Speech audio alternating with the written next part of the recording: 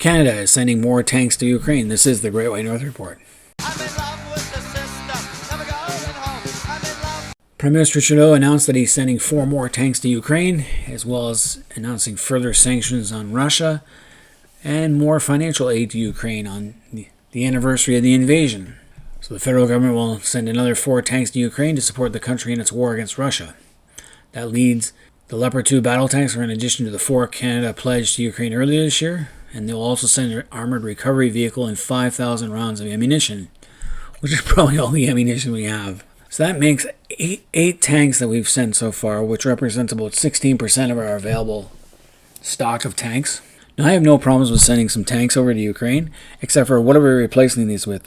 Is there a plan to replace these tanks? Because they're not all coming home, if at all. And we have to replace them with something, because we cannot keep depleting our own military stocks without replacing it with something. Something's got to be in the works to get more modern equipment, because the Leopard 2 is an older tank. And who's going to replace the 5,000 rounds of ammunition? This would be a great time to build our own defense industry.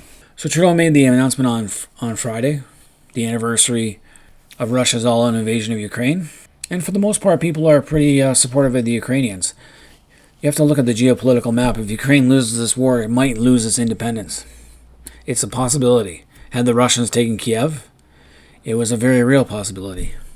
Russia right now cannot admit defeat, and might become another Afghanistan for them.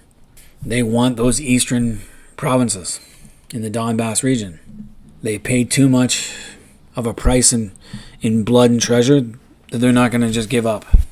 So Canadian Armed Force personnel are also training Ukrainian troops in Poland on how to use the 4 tanks sent earlier this year. Because you got to remember, Ukrainians have been using the Russian models for tanks. Most of Ukraine's military philosophy is based on Soviet doctrine. They're not the only ones. Most of Eastern Europe has used Soviet doctrine. Same in the Middle East. All the Arab countries, Syria, Egypt, Iraq, they have used Soviet doctrine in how to deal with a Western-led army. So Trudeau also announced new sanctions on 129 individuals and 63 entities, bringing the list of Russians sanctioned by Canada to over 2,400 individuals and entities. I'm surprised we haven't started kicking out their hockey players. Get our own hockey players back from the KHL and start kicking out the Russians. I know they're not exactly, most of them are probably not in favor of this thing, but at the same time, they're not exactly speaking out. Trudeau actually made some pretty good comments about Putin for ordering the invasion. Putin is dangerous, he is cowardly, and he is weak. Well, he's not cowardly because he did launch an invasion, and he's not exactly weak, but he is dangerous.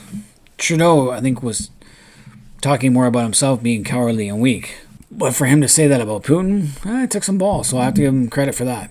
His brazen disregard for human life, his irresponsible rhetoric, and his willingness to inflict terrible violence on innocent people may seem to have no limits. What is truly without limits is the courage and resolve of those who fight every day for their freedom. Pretty good response. Trudeau's got a good speechwriter there. So the government announced $32 million in aid for Ukraine, which includes funds for demining efforts. So demining is when anti-personnel devices, so a lot of minefields are going to be left. It's going to be like Cambodia and Vietnam, where there's tons of, and Laos, where there's tons of mines still to be cleared after this is all over. And Ukraine, it's not just Russians putting mines in there, it's also Ukrainians themselves to defend themselves. The Ukrainians use a type of mine that you can fire from an artillery piece. So you can shoot it from far away and land at certain areas.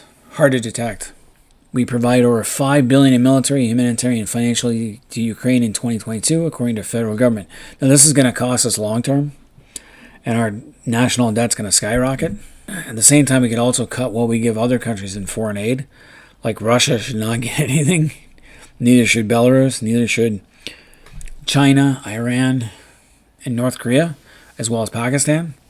I'd cut all foreign aid to those countries. I would also cut foreign aid to the Arabs in the West Bank and in Gaza, as well as Syria.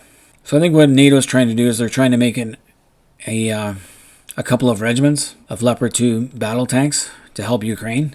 That way the Ukrainians can have a massed fist and smash through the line at some point. The Russians really haven't sent their big tanks there.